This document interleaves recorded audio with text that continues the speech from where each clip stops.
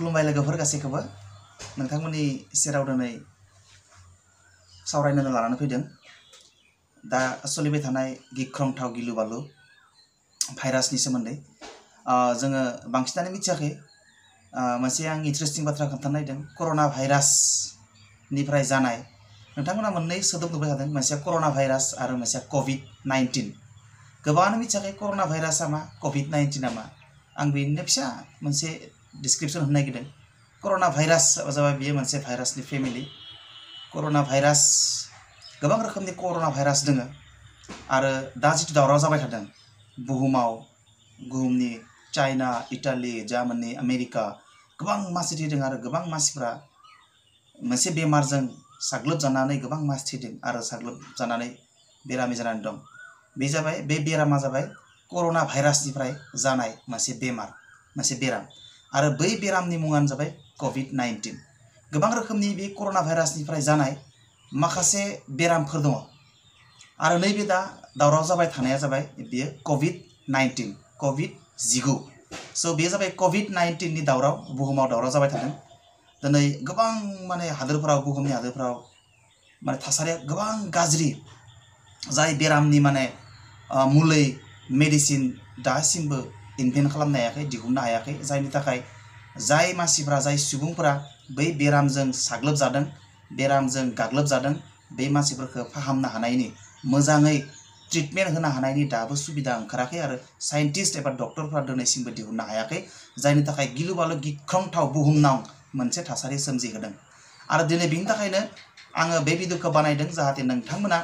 बे बेरामनिफ्राय गोजानाव थानो हायो बे बेरामनिफ्राय गोजानाव थानायानो बे बेरामखौ फाहामनायनि साबसिन मेडिसिन आरो जेबो मेडिसिन गैया दाना बे जितु कर'ना भाइरासनिफ्राय जानाय कभिड-19 बेराम बे कभिड-19 बेरामखौ नोंथाङा फाहामनो हानायनि मोनसेल' राहा दं बे जाबाय नोंथाङा खायसे नियम निथि फालिनांगोन दा बेनिखायनो बुंदों इंराजियाव प्रिभेन्सन इज बेटार देन कियर दा नोंथाङा बेरामखौ साननायनिख्रुइ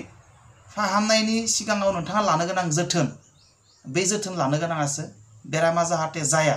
बै जायैनि थाखाय जोथोन लानायासो साबसिन दा बेनिखायनो प्रिभेन्सन हमथानाय दबथायनाय प्रिभेन्सन इज बेटार गावखौनो दबथायनाया कभिड-19 बेराम जानायनिफ्राय गावखौनो हमथानाया कभिड बेराम जानायनि उनाव मेडिकेलाव थांनानै सोखानायनिख्रुइ साबसिन बेनिखायनो नोंथाङा कभिड बेरामखौ फाहामनो हाया दासिम रावबो मोनबो कान्ट्रियावनो दिनै कभिड-19 बेरामखौ फाहामनो हानाय मेडिसिना डक्टर ओंखाराखै नाथाय कभिड बेरामखौ नोंथाङा गावसो नोंथांनि देहायाव सोआलासिनो नोंथांनि देहायाव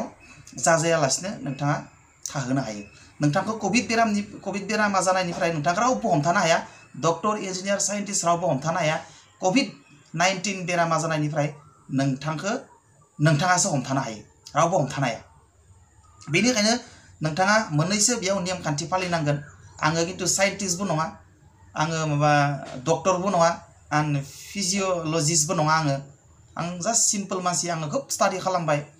गोबां आं लिरबिदां नायबाय निउसपेपार नायबाय Times of India magazine newspapers Google search खालामबाय आं गोबां स्टाडि खालामबाय कर'ना भाइरासनि सोमोन्दै आरो बे कभिड-19 बेरामनि सोमोन्दै आरो आङो जि मोनबाय गिदिर डक्टर्सफोरनि साइन्टिस्टफोरनि जि एडभाइसफोरखौ मोनबाय बै एडभाइसफोरखौनो आं जिहेतु मिथिबाय नोंथांमोनाबो जाहाथे मिथियो नोंथांमोनाबो बांसिनानो मिथिगौ नाथाय बे भिडिअआ बैफोर सुबुंनि थाखायसो जायफोरा बै बेरामनि सोमोन्दै सांग्रां दासिम जानो हायाखै एबा डिटेल्स इनफरमेसन एबा खौरांखौ दिनैसिमबो मिथियाखै आं बिथांमोननि थाखायसो नैबे भिडिअखौ बानायदों दिनै नोंथाङा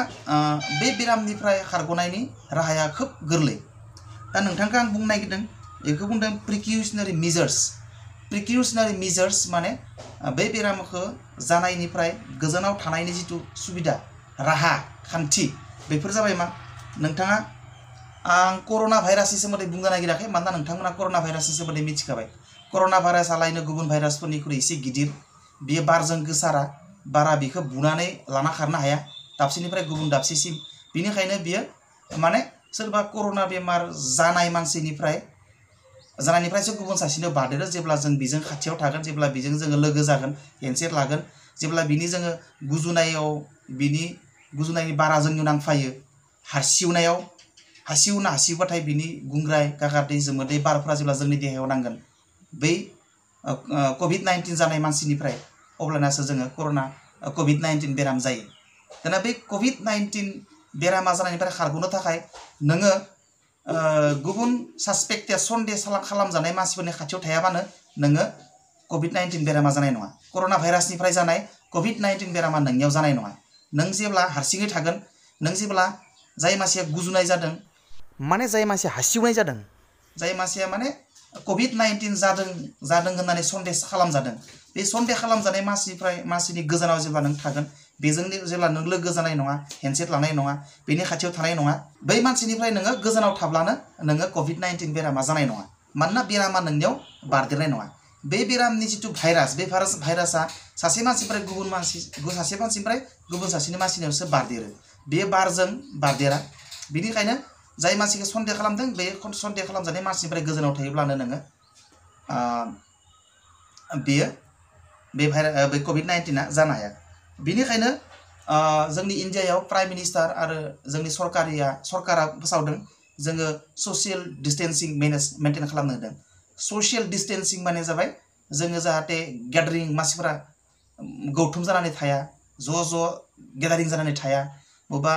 सकफोराव मानसि गेदारिं जायो बे गेदारिंनिफ्राय जों जाहाथे गोजानाव थायो ससियेल डिस्टेन्सिं समाजनिफ्राय जों एसे गोजानाव थानांगौ थारमाने जों समाज होनना बुंबाथाय जों ज' थालायनाया समाज मिटिं दावथिं खालामदों जों मालाबा ज' थालायना जाज्लायजों लोंज्लायजों बार्थडे पार्टि खालामदों हाबा सोरनिबा हाबा बिबा बायदि जों ज' थालायो नाथाय जोङो दासान्दि 2-3 माहाखौ जोङो ससियेल डिस्टेन्सिं समाजनिफ्राय जों एसे गोजानाव थानांगौ माने जोङो न'आवनो थाबाय थानांगोन जोङो बाहेरायाव थांनाङा सोरजोंबा असिनाखि मानसिजों जोङो कन्टेक्ट खालामनाङा माने फिजिकेल कन्टेक्ट हेन्डसेक लानाङा साथि थारलायनाङा जोङो एसे गोजान मथा मथि 6 feet डिस्टेन्सआव थानांगोन जोङो मानसिजों मानसि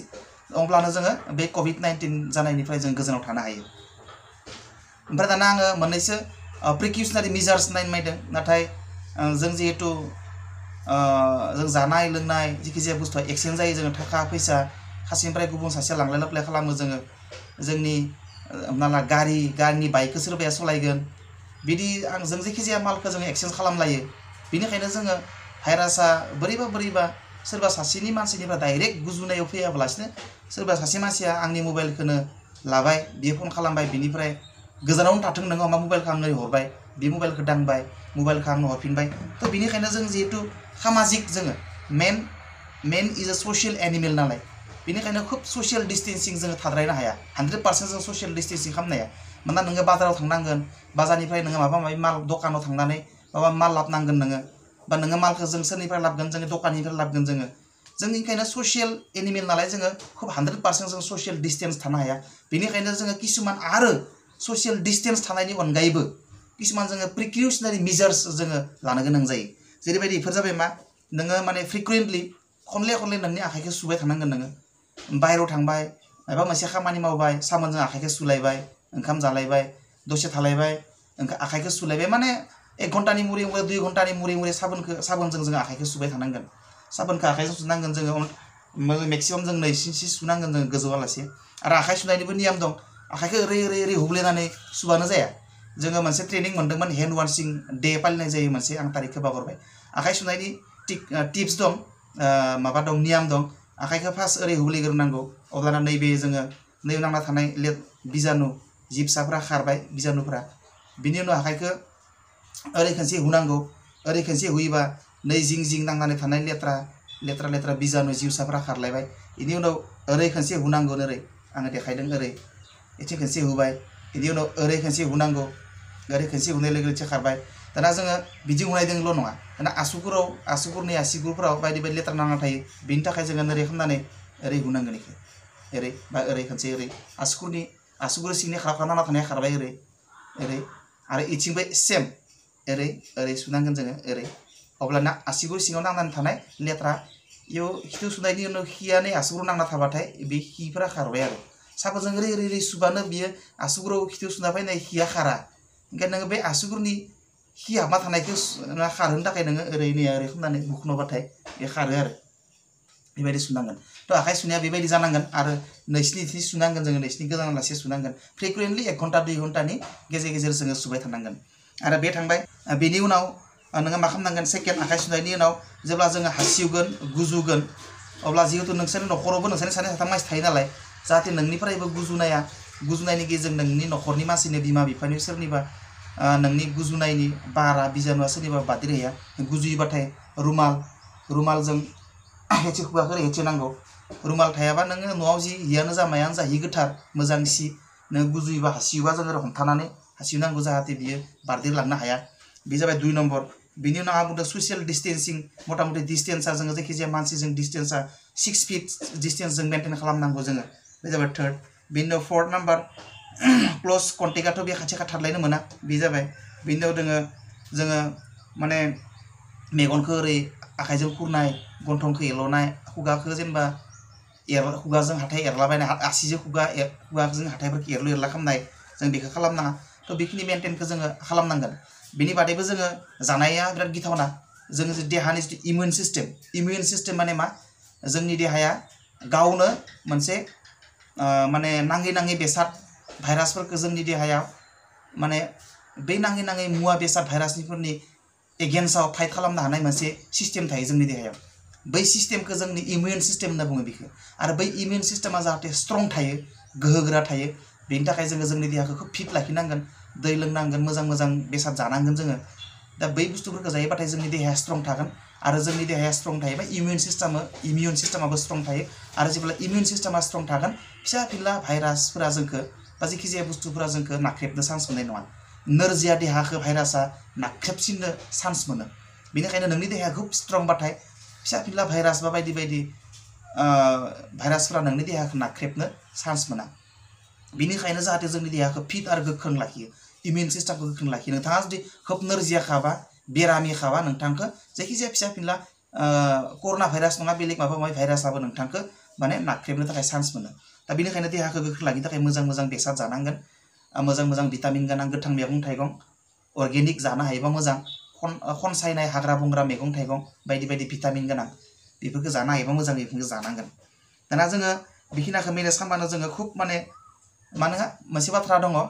बे जितु कर'ना भाइरासआ बिराद अहंकार होनना बुंदों कर'ना भाइरासआ बिराद अहंकार बियो मालाबाबो नोंनिसिम फैया जेब्लासिम नों बिखौ हांख्रायनानै लाबोआ until and unless you don't search and invite it to you जेब्लासिम नों बेखौ हांख्रायनानै लाबोआ नोंनिसिम बे मालाबाबो फैया बे नोंनियाव फैया नों जेब्ला ससियेल डिस्टेन्सिं खालामनो हागोन नों जेब्लानो ससियेल डिस्टेन्सिं खालामनो हागोन जेब्लानो नोङो समाजनिफ्राय गोजानाव थानो हागोन न' सिङाव थाथाबबाय थानो हागोन नों 2-3 माह अब्ला नोङो निश्चित नोङो सियर एन्ड सार्टेन नोङो COVID-19 नों बेराम जानाय नङा ओंखायनो नोङो दा मोर इउ केन मेनटेन ससियेल डिस्टेन्सिं दा मोर इउ आर सेफार नोङो जेसेबां नोङो आइसोलेटेड जाना थानो हागोन जेसेबां नों समाजनिफ्राय गोजानाव थानो हागोन एसेबांनो नोङो माने सार्टेन नोङो COVID-19 जानाय नङा थ' नोङो समाजनिफ्राय बेसेबां आइसोलेटेड जाना थानो हागोन बे नोंनि सायाव सोनारगोन दा बेनिखायनो COVID-19 बेरामा नोंनियाव जानाय नङा मालाबाबो जेब्ला नोङो ससियेल डिस्टेन्सिं मेनटेन खालामनो हागोन जेब्ला नोङो आं बुंनाय नियमखिनाखौ नोङो जेब्ला फालिनो हागोन दा बियो बेबायदिसो मानोना बियो बेसेबा गोजाननिफ्राय बिरि फैनो हानाय बारजों बिरि फैनो हानाय बे केपासिटि गैया नोंसानि न'आव थाबाय थायोबा नोंबो मोनबो कर'ना भाइरासआ नोंखौ होसोबोनाय नङा इखौ थांनानै इनि खुगा सिङाव हाबैनि रना मालाबाबो कर'ना भाइरासआ फैया बियो नोंसो गामियाव थांनानै दखानाव थांनानै बे पाब्लिक गेदारिंआव थांनानै नोंसो लानानै फैयो बेखौ बे मालाबाबो फैया होनना बुंदों साइन्टिस्टफ्रा दा बेनिखायनो बेखिनिया जाबाय आसल बाथ्रा दानिया कर'ना भाइरासखौ लानानै बिराद माने उरा बाथुरि रिउमार्स सोलिगासिनो दं नेटफोराव बायदि इन्टारनेटआव वाट्सएपआव फेसबुकआव मोनदों नोंथांमोना मोनफ्रोमबो बाथ्राखौ नोंथाङा मानिनो हाया दा बेनिखायनो आङो मोननैसो बेबायदि बिरफुंलाबायनाय रादाब जायफोरा माने कुनु बिथा गैयै आं बेफोरनि सोमोन्दै नोंथांखौ बुंनो नागिरदों खिन्थु बिनि सिगां आं नोंथांखौ बुंनो नागिरदों दिनैसिमबो थारमाने जोंनि भारताव बारा जायाखै गासै जोंनि भारताव कर'ना भाइरासजों माने एफेक्ट खालामजानाय जितु मिथिनाय रिपर्ट खालामजानाय स्टेट गुबुन स्टेटनिफ्राय बेयो गासै 492 केसेस 492 जन मानसिफोरा माने कर'ना भाइरासजों एफेक्ट खालामजाबाय होननानै सरकारिनि आं टाइम्स अफ इन्डिया रिपर्ट मोनदों मोनसे सरकारि अफिसियेल मोनसे रिपर्ट बियो बिनिफ्राय मोनदों आङो 492 मानसिफ्रा दिनैसिम माने साग्लोबजाबाय आरो बिनिनो दिनैसिम भारताव 9 जन मानसिफ्रा कर'ना भाइरासजों माने COVID-19 बेरामजों साग्लोबजानानै थैबाय बिनिनो 37 जन माने रिकभार जाबाय माने फाहामनो हाबाय बिनि उनाव गासै दा 446 446 मानसिफ्रा दा माने कर'ना भाइरासजों गादब जानानै दं COVID-19 बिनि नोंथांमोननो बुंनो नागिरदों आङो दिनैसिम माने भारताव माबे माबे स्टेटआव बेसेबां मानसिफ्रा COVID-19 बेरामाव साग्लोबजानानै दङ बिनि एसे थुलमुल नोंथाङा এই माबाबो नायना लाजागोन स्क्रिनावबो होदों आङो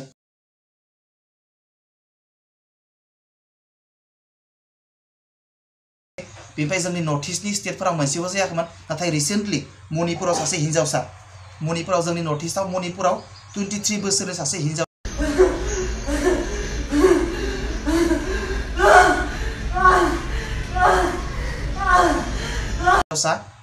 बियो माने रिसेन्टलि पजिटिव माने टेस्ट खालामनायाव पजिटिव ओंखारदों ओंखायनो फार्स्ट नर्थ इस्टआव मणिपुरनि बै हिन्जावानो बेयो माने नर्थ इस्टनि फार्स्ट कर'ना भाइरास जों आक्रान्त माने एफेक्ट खालामजानाय बे मणिपुरनि हिन्जावानो फार्स्ट 23 बोसोरनि तो बिनिखायनो बियो आरो मोनसे माने जोंनियाव खोब सरसा जादों खोब रायज्लायनाय जादों माने गथ'फोरनियाव जाया बोराइफोरनियावसो जायो बै बेरामा एसे बैसो जानायफोरनियावसो बै भाइरासा एफेक्ट खालामनो हायो बे नाथाय नंखाय जेबो साइन्टिफिकनि फोरमान गैया बेयाव एभिडेन्स गैया बोरायानो जा गथ'आनो जा बुरैयानो जा गासैनिबो बे भाइरासा हाबनानै COVID-19 बेराम खालामनो हायो बे चाइनानि आरो इटालिनि एफेक्ट जानाय जितु रिपर्ट बे रिपर्टनिफ्राय जों बेखौ बुजिना मोनो नोंथांमोननो आङो मोननैसो माने उरा बातरि मोननैसो रिउमार असमियाव रिउमार्स उरा बातरि होनना बुङो इंलिसाव रिउमार्स जोंनि बर'दों ओरैनो बिरफुंलाबायनाय जेबो बिथा गैयै मोननैसो WhatsAppआव शेयार खालामलाबायनाय फेसबुकआव शेयार खालामलाबायनाय माखासे मेसेजफोरखौ लानानै नोंथांमोनखौ आं बुंनो नागिरदों बेफोर बाथ्राफोरा खुनु भित्ति गैया जेरैबायदि नोंथांमोना आं स्क्रिनावबो होलांबाय आरो स्क्रिनावबो नायजागोन नोंथांमोना माखासे जेनेबा जुमाय लोङोब्ला एलकहल लोङोबा बथल लाल लोङोबाथाय कर'ना भाइरासा जानो हाया होननानै जों खोनादों नाथाय नंखाय बियो नोंथांमोना स्क्रिनाव नाय बे जाबाय टाइम्स अफ इन्डिया निउस पेपारनिफ्राय आङो स्क्रिनशट लानाय बे आं बुंनाय नङा आं लिरनाय नङा गिदिर गिदिर साइन्टिस्ट आरो माने साइन्टिफिकलि प्रुभड खालामनानै डक्टरा लिरनाय बे आर्टिकेलनिफ्राय आङो नायदों बेयो माने वर्ल्ड हेल्थ अर्गेनाइजेशननि बायदिब्ला नोङो जुमाय बथल लोङोबा जौ लोङोबानो नों COVID-19 बेरामनिफ्राय खारग'गोन बियो नङा बियो नंखाय बियो भित्तिहीन माने बेसलेस बिनि उनाव नोंथाङा मोनदों बिनो मोननो हागौ एन्टिबाय'टिक्स आर इफेक्टिभ इन प्रिभेन्टिं एन्टिबाय'टिक जायोब्लाथाय स्किनावबो होदों एन्टिबाय'टिक जायोब्लाथाय जायखिजाया एन्टिबाय'टिक जायोब्लाथाय माने COVID-19 बेरामनिफ्राय खारग'नो हागोन गोजानाव थानो हागोन बेबायदि मोनदों माखासे मेसेजफोर नाथाय बेबो नंखाय बे नङा दहाय बुंनाया आङो माने बोराय मानसिफोरखौसो बे कर'ना भाइरासा एफेक्ट खालामनो हायो गथ' सेंग्राफोरखौ जेनेबा एफेक्ट खालामनो हाया होननानै जोङो आं दहाय बुंदोंमोन बेबो नंखाय बेयो खुनु माने बोरायफोरखौल' कर'ना भाइरासा एटेक खालामनो हायो गाग्लोबनो हायो बे नङा उन्दै गथ'निफ्राय जागायजेननानै जायखिजाया बैसोनि मानसिखौनो कर'ना भाइरासा एटेक खालामनो हायो बेनि उनाव आरो मोनसे बाथ्रा नाला पार्सेल सोरनिबा पार्सेल लाबोबा अनलाइन पार्सेल माबा माबि पार्सेल लाबोबा बे पार्सेलनिफ्राय माने बे पार्सेलाव कर'ना भाइरासा नाला दिल्लीनिफ्राय आं मोननो सोरबा आंनो मोनसे पार्सेल हरदों आसामाव बे पार्सेलखौ आं रिसिभ खालामनायाव बे पार्सेलजों लोगोसे माने कर'ना भाइरासा फैफागोन नामा बिदि जेनेबा बियो लिरनाय दङ people receiving such packages are not at the risk of contracting infection बांद्राय बिदि माबा नङा बिदि पेकेजजों माने भाइरासा फैफानायनि बारा रिस्क गैया माने फैफानायनि बारा चान्सेस गैया मानोना भाइरासा बै माबा माबि बुस्थुफोरनि मुवाफोरनि सायाव थानानै थांना थाया बियो बारा गोबाव बियो जिहेतु मुम्बाइनिफ्राय फैनायाव हप्तासे सानबा लागोन बिनि गेजेरावनो थैबोगोन बियो मानसिनि देहायाव थानो मोनबासो बियो माने थांनानै थायो दा बिनिखायनो बेबायदिजोंबो गोसारा बियो बे पेकेजफोरजों केरियारफोरजों बियो गोसारा पार्सेलफोरजों बियो गोसारा आरो मोनसे बुंदों मा गरम बोथोराव बे भाइरासा थांना थानो हाया थैलाङो मालाय BTCनि सिफ हाग्रामायाबो बुंदों टेम्पारेचारजों माने बे भाइरासा माने थावरिया थानो हाया गुदुं टेम्पारेचाराव बियो थैयो आरो बियो माने गोसारनो हाया आरो एटाक खालामनो हाया होनना बुंदों नाथाय नङा बेबो नंखाय सिंगापुर अस्ट्रेलियायाव दा गोबां गरम नाथाय बे गरमबाबो सिंगापुर आरो अस्ट्रेलियानि गोबां मानसिफोरा बे माने भाइरासजों एटाक खालामजादों दिनैसिमबो दाबो बेनिखायनो बेयो माने बेसलेस बाथ्रा बिनि उनाव नायनो हागोन नोंथांमोना गार्लिक सामब्राम गुफुर गार्लिक जायोबाथाय बे बेरामनिफ्राय गोजानाव थानो हाया आरो बे बेरामा जानो हाया होनना नोंथांमोन हयथ' गोसारलाबायनाय रादाब मोन्दों WhatsApp मेसेज मोन्दों नाथाय बेबो नङा नंगौ खिन्थु गार्लिक जायोबाथाय जोंनि देहाया सामब्राम गुफुर जायोबा जोंनि देहाया गोग्गो थायो आरो बियो देहानि थाखाय मोजां नाथाय सामब्राम गुफुर जायोबा दे कभिड बेरामनिफ्राय गोजानाव थानो हागोन बेयो नंखाय बेयो बेसलेस आरो मोनसे बाथ्रा नोंथांमोना हयथ' मोन्दों बेबो खुब नंखाय बारा थार नङा भिटामिन सि गोनां मुवा जायोबा जानाय आदार जायोबाथाय माने जोङो बे COVID-19 कर'ना भाइरासनिफ्राय जानाय COVID-19 बेरामनिफ्राय जोङो गोजानाव थानो हायो एबा भिटामिन सि गोनां आदार जायोबा जोङो बे बेरामा जाया होनना बुंदों आरो बियो जेनेबा इमिउन सिस्टेमखौ बारायो होनना बुंदों बेबो थिग नङा नोंथाङा नायनो हागोन मा लिरदों बेयाव researchers have yet to find any evidence that vitamin C supplements can render people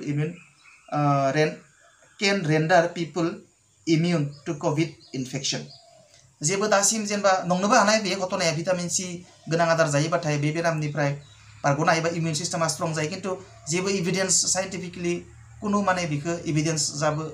माने एग्जामिन एक्सपेरिमेन्ट खालामथ'नाय जायाखै बेबो माने ओरैनो आन्दाज डक्टरफोरा आन्दाज खालामना बुंनायसो होनना बुंदों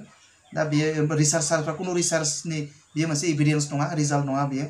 भिटामिन सि जायोबाथाय इमिउन सिस्टेमा स्ट्रं जायो आरो बे बेरामनिफ्राय खारग'नो हायो होननायाबो दा बेखिना थ' नोंथांमोना बेखिनाखौ हयथ' बुजिबाय बेखिनाखौ जोङो मेनटेन खालामनांगोन एटलिस्ट 2-3 माहानि थाखाय आरो खालामनांगोन जों नङाबाथ' बेमार नोंथांमोना बेमारखौ जुदि नुगोन इटालि आं माखासे सावगारि होबाय थादों नोंथांमोना नुदों बेबायदि जादों थारमाने कुनु फाहामनोबो हाया बे बेमारा जायोबाथाय नोङो माने मेडिकेलावनो लक जाना थाबाय नों आइसोलेटेड नोङो दा नोंखौ डक्टरा फाहामनो हागोन ना मायाबा फाहामनो हागोन ना हारसिंनो हामगोन नो वे नोङो नायजिर नोङो माने डक्टराबो नोंखौ फाहामनो थांनो हानाय नङा नोंखौ नायजिर बाब्राब नोंखौ फोथैनांगोन दा बेनिखायनो जोङो जेब्ला सावगारिफोरखौ नुगोन नोंथांमोना गिनाय मोनगोन सावगारिखौ नाय आरो एसे ससियेल डिस्टेन्सिं खालाम आरो बेखिनि नियम नितिखौ नोंथांमोना फल' खालाम नाजा जाहाथे नोंथांमोना बे गिलु बालु बेरामनिफ्राय बासिनानै थानो हायो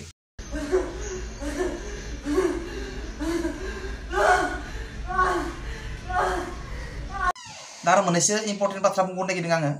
नै मास्क लायोबाथाय बे बेरामा हाबनो हाया जानो हाया खिन्थु बे खुगाजोंल' हाबगोन बेयो नङा बे खोमाजोंबो हाबनो हागौ मेगनजोंबो हाबनो हागौ गन्थंजोंबो हाबनो हागौ बियो जोंनि देहायाव थानानैबो बियो जोंखौ इफेक्ट खालामगोन खिन्थु भालनारेबल बेखौ जेनेबा भालनारेबल लेसे बियो मेगन खोमा गन्थं हाबोबा थाब माने इफेक्ट जायो जोङो दा बेनिखायनो खिन्थु जोंनिया मास्क बाहायो खिन्थु मास्कआ इमान सेफटि नङा बे सेफटिनि थाखाय नङा बियो आरो जों मास्कखौ बाहायोबाथाय बे मास्कआ खोब क्लिन जानांगोन आरो बे मास्कखौ नोङो खोब जोथोनै लाखिनांगोन आरो बेखौ नोङो मास्कखौ बे खुलिलाय बबेबा टेबोलाव दोनलायबाय जग्रा डेस्क बे सेराव दोनलायबाय आरो बेखौ खनथुमनानै नोङो ओरै हेथेना लालायबाय खिन्थु बारा डेन्जारियाससो बियो मास्कखौ नोङो जुदि खोब माने मोजाङै नोङो बाहायनो रोङाबाथाय ओंखायनो मास्क लानाया जे खोब सेफार बेबो नङा आरो मास्कखौ नोङो जानला मोनला खुस्थ' मानसिया हेल्दि मानसिया लायाबाबो जायो बाहाय दुरबल मानसि जायफोरा गुजुनाय जादों जाहाथे नोंनि गुजुनाया सोरनिबा बारस्लायहैया बेनि थाखायसो लायोबा लाजायो खिन्थु मास्क लानाया जे नोंखौ COVID-19निफ्राय खोब रैखा खालामगोन बे नङा मास्क लानाया इभेनसो नोङो मोजाङै मास्कखौ बाहायनो रोङाबा बे नोंनि थाखाय बांसिन डेन्जारियास आरो खैफोद गोनांसो बियो मानोना मास्कखौ नोङो मा खालामो जोङो मास्कखौ लालायबाय ओंखाम जायोबाथाय नोङो सेफ्लेना मनाव सोना लालायबाय आरो मोनानिफ्राय सिपिनिफ्राय दिहुनलायबाय आरो खुगायाव ओरै हेथेना लालायबाय बेयाव नोङो बांसिन बेयाव भाइरासआ थानानै नोङो जानासो लानाय जायो नोङो भाइरासआ ओंखारबो लांनो हानाय नङा नों हेथेना लाबाय थाबाय नालाय आरो दसे लाना सेफ्लेनानै मनाव सोना लालायबाय आरो दसे थानानै दिहुनना खोबना लालायबाय बांसिन डेन्जारियास बेनिखायनो मास्कखौ बाहायोबा खोब सेफलि बाहायनांगोन आरो खोब माने सिनसियारलि बेखौ बाहायनांगोन नोङो जाहाथे बे मास्कखौ नोङो जानला मानला जायगायाव दोना जानला मानला माने बाहाया नों बेखौ जों जेनेबा दहाय बुंदोंमोन आङो आखाइखौ खनले सुबाय थानांगौ होननानै मानो होनना बुङोबा बै भाइरास मिथिनाय बायदिब्ला डक्टर्स आरो साइन्टिस्टफोरा बुंनाय बायदिब्ला बै भाइरासआ थारमाने खोब स्ट्रं नङा बियो खोब माने थाब बियो आखाइ सुबाय थायोबाथाय बियो थाब थारमाने बै जितु साबुननि इफेक्टजों बियो बारा टिकिनो हाया साबुननि जितु खामानि मावनाय बे खामानि मावनायजों बियो बारा फाइट खालामनो हाया आरो जों माखांफोरखौबो सुबाय थानांगौ बेनिखायनो माखांखौबो सुबाय थानांगोन जोङो ओमफ्राय आखाइखौ जों खनले 1 घन्टानि 2 घन्टानि मुरै सुबाय थानांगौ होननाय कारना जों आखाइजों माबा माबि जायो जि मोनो बेखौनो जायो जोङो मालाबा हाथाय एरो जोङो मेगनफोरखौ खुरो गन्थंफोरखौ खुरो जोङो बेनिखायनो आखाइखौ जोङो फ्रिकुवेन्टलि 1 घन्टानि 2 घन्टानि मुरै साबुनजों सुनांगौ खावलायखौ माखांखौ खुगाखौ जोङो सुबाय थानांगौ जाहाथे जोङो खोब सेफ थानो हायो आरो नेक्स्ट इम्पर्टेन्ट बाथ्राया जाबाय जोंना बांसिन खोब माने रिउमार बिरलाबायनाय रादाब मेसेज WhatsAppफोराव फेसबुकफोराव ससियेल मिडियायाव मोन्दों जोङो बेदर जायोब्लाबो बे कर'ना भाइरासआ जायो बा गिनो गोनां एक्चुअली जेबो साइन्टिफिकेलि प्रुफ दा गैथ'आ आं फरायना मोननाय आरो डक्टर साइन्टिस्टफोरनि गोबां आर्टिकेल निउस फरायनानै मोनबाय आं एनालाइसिस माबा माबि बे आंनि बुंनाय नङा आं जास्ट फरायनानै मोननायसो बे जाबाय कुनु बेदर जायोबा बयलार ना माबा माबि अमा बेदर बा बायदि जेखिजाया बेदरनिफ्राय बे भाइरासआ जाया दा आं मिथिनायाव आरो दा जायाखै दासिम ओंखायनो दा मा खालामनाय साननैसो माने खुब रिमार्स सोलिबाय थादों खिन्थु जोङो बयलार जायोबा जायो खिन्थु बयलार जायोबाथाय बयलारनिफ्राय जादों बे बेरामा बिदि जेबो साइन्टिफिकेलि प्रुफ गैया एभिडेन्स गैया बयलारनिफ्रायबो जायाखै बियो जों मा जायो जेनेबा दाउ हांसो बेफोरनिफ्राय जेबो मोनसे जों जाबाय थानाय बेदरनिफ्राय नानिफ्राय बे बेरामा जायाखै आरो बे जानायबो नङा जागोन ना जाया बेखौ मिथिया खिन्थु दिनैसिम साइन्टिफिकेलि कुनु एभिडेन्स आरो प्रुफ दिनैसिम खालामनाय जायाखै जे उमुक बेदरनिफ्राय बेदर जायोबा बे बेरामा जायो बिदि जेबो प्रुफ गैया बेनिखायनो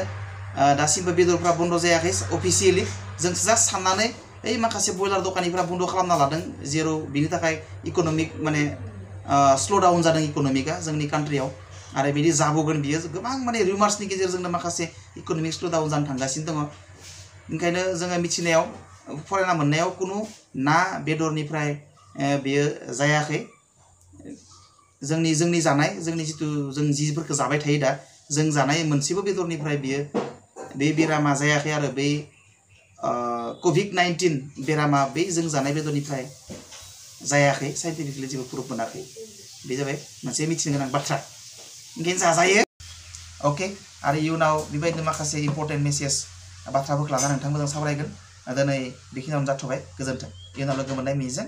दिनै बेखिनियावनो बिदाय लाबाय गोजोन्थों।